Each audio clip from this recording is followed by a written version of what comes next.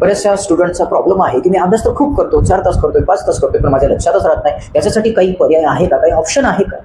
तर हा व्हिडिओ अशाच विद्यार्थ्यांसाठी आपण बनवलेला आहे. हा व्हिडिओ शेवटपर्यंत पहा, तुम्हाला यातून आयडिया येईल की अभ्यास कसा करायचा आणि जास्त दिवसापर्यंत तो लक्षात कसा ठेवायचा. तर मग चला सुरुवात करूया. त्याचे काही पॉइंट्स आहेत अभ्यास करण्याच्या सोप्या पद्धती आणि लक्षात कसं ठेवलं पाहिजे. तर फर्स्ट पॉइंट आहे, त्यातला फर्स्ट पॉइंट आहे टॉपिक समजून घेणे. आपण जो काही लेसन आपल्याला शिकवला गेलेला आहे तो पहिल्यांदा समजून घेण्याचा प्रयत्न करा. टीचर आपले एक्सप्लेन करतात तो समजून घ्या.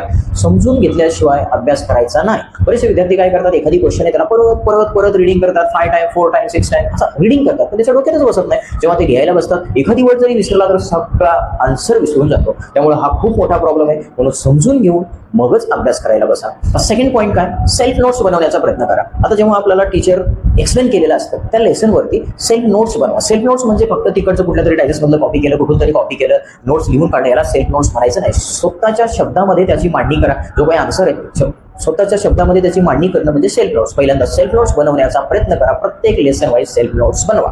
थर्ड आहे लिहून काढणे. हा सगळ्यात महत्वाचा आणि जबरदस्त ट्रिक आहे अभ्यासामध्ये. जे काही आपण सेल्फ नोट्स बनवलेले आहेत त्याला रीड करायचे, लिहून काढायचे, रीड करायचे, रायटिंग करायचे. अशा पद्धतीने जर तुम्ही केला तर तुमची मेमरी मजबूत होते आणि तुम्ही जे काही लर्न केलेले ते जास्त दिवसापर्यंत तुमच्या डोक्यात राहतं. म्हणजे रीडिंग करणे आणि लिहून काढणे, जेवढं आठवतं तेवढं लिहून काढायचं. समजा काही वर्ड्स आठवत असतील तर परत एकदा रीड करा, परत लिहा. असं जर तुम्ही केलात तर तुमच्या जास्त दिवसापर्यंत डोक्यात राहतं आणि मेमरी मजबूत होते.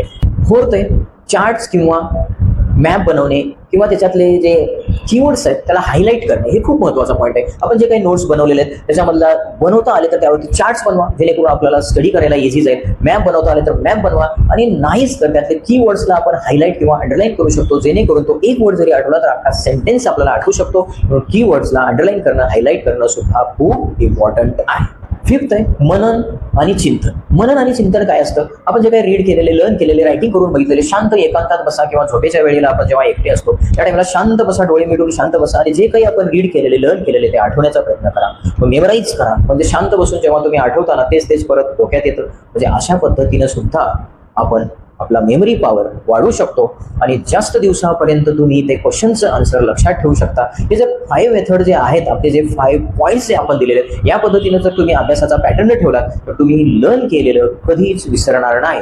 परीक्षेमध्ये व्यवस्थित तुम्हाला ते आठवेल. जेव्हा रायटिंगला बसाल तुम्ही तेव्हा व्यवस्थित आठवेल आणि तुमचा रिझल्ट एकदम जबरदस्त येईल.